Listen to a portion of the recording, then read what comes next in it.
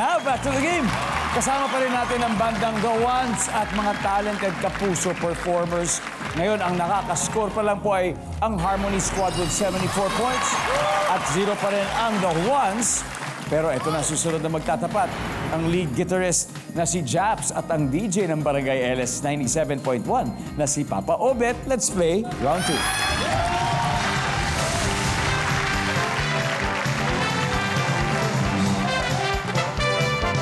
Yep. Good luck. Top 6 answers are on the board.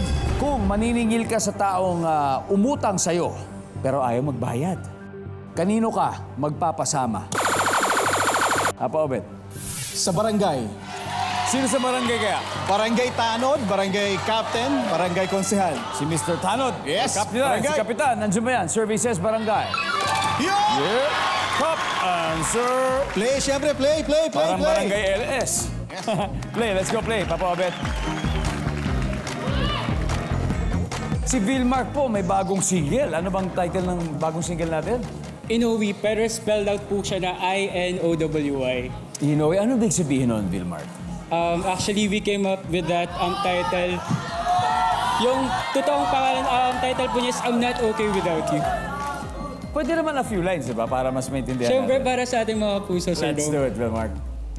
If this is love, I don't want this feeling anymore. I'm not okay without you. I'm now on my own, picking up the pieces of my heart. I'm not okay without you. Wow! Pare, wow!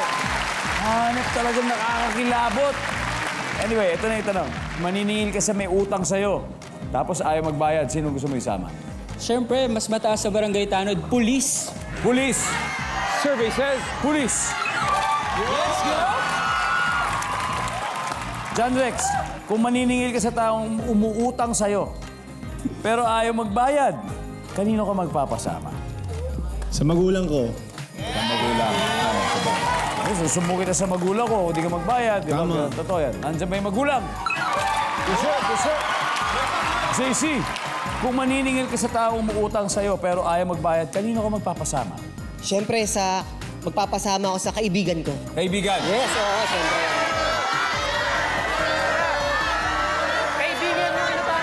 Saan na nandyan yan? Ang kaibigan. Papa Obet, kung maniningil ka sa taong umutang sa'yo pero ayaw magbayad, kanino ka magpapasama, Papa Obet? Eto, hirap sa katrabaho. Katrabaho naman. Katrabaho. Workmate. Workmate. Yes, Kasama pwede. sa trabaho. Nandiyan ba ang katrabaho? Wala. Vilmark, again, maniningil ka sa taong may utang sa'yo pero ayaw magbayad, kanino ka magpapasama? Kung may barangay Tanod, merong pulis, sama ko na yung abogado. Diretso na sa abogado. Abogado, kaso na. Nandiyan po ba ang abogado? Wala rin.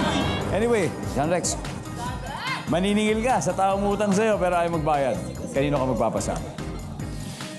Sa magulang nung yung magulang nung nag-utang sa akin. Yung magulang ng umutang sa'yo. Nandiyan ba si magulang na umutang? Wala rin. Guys, the ones, baka ito na. Kael, maniningil ka sa taong umutang sa'yo pero ayaw magbayad. Kanino ka magpapasama? Kay Senator. Pwede, di ba? RJ, kanino ka magpapasama? Dong, syempre, doon tayo sa pinakamagaling, sa Bombay. Okay.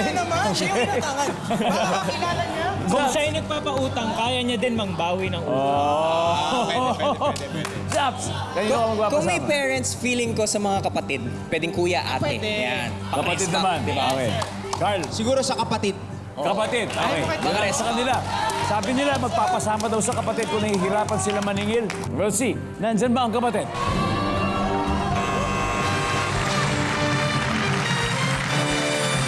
Ano pa yung mga hindi natin nakuha sagot? Everybody, let's find out. Number 6, please. Number 5.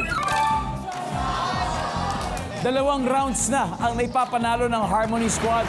Meron na silang 151 points. The ones, okay lang yan dahil may 2 rounds pa tayo. Pabawi na lang daw po sila dahil double points round ng susunod. Huwag po kayo aalis. Magbabalik agad ang Family Feud.